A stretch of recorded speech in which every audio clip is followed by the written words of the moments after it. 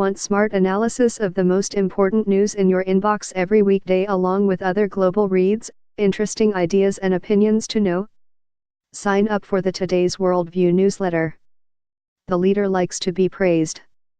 Close to the end of his first year in power, the presidential office circulated a memo that featured cabinet ministers congratulating him on his efforts so far. The foreign minister, who once allegedly called the leader a moron, now said he was taking the world into a new era of strategic and economic cooperation. The defense minister, who had struggled to check some of the leader's rash decisions, gave him high marks for fighting terrorists. The finance minister, mocked by the opposition as a consigliere for oligarchic power, applauded the leader for pushing through economic reforms that mostly line the pockets of the oligarchs. It was the leader's deputy, though, who was most effusive with his praise. "Thank you for seeing, through the course of this year, an agenda that truly is restoring this country," he said. "I'm deeply humbled, as your vice president, to be able to be here." The leader probably needed this. He has had a tough year. He was spoiling for a fight on the day of his inauguration, delivering a short, dark address that warned of carnage. His war with the media escalated that very day, as the leader smarted over reports that crowds cheering his ascension were smaller than those that greeted his predecessor, an ethnic minority politician whom the leader loathed and had tried to smear as someone not truly from the country.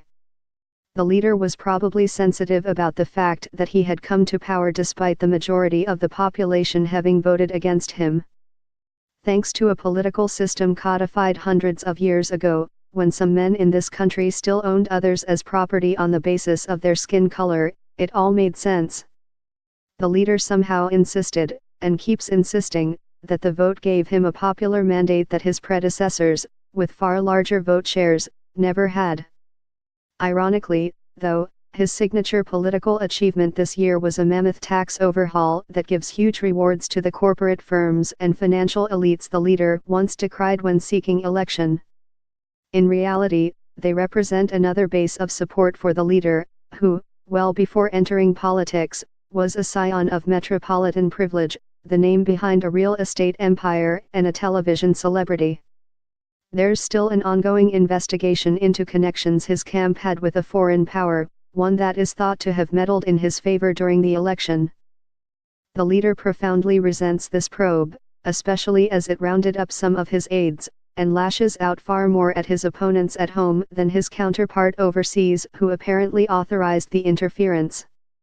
Indeed, the leader has spent the past year being rather cozy with a series of strongmen abroad, while largely eschewing the traditional at times, hypocritical rhetoric of democracy and human rights invoked by his predecessors.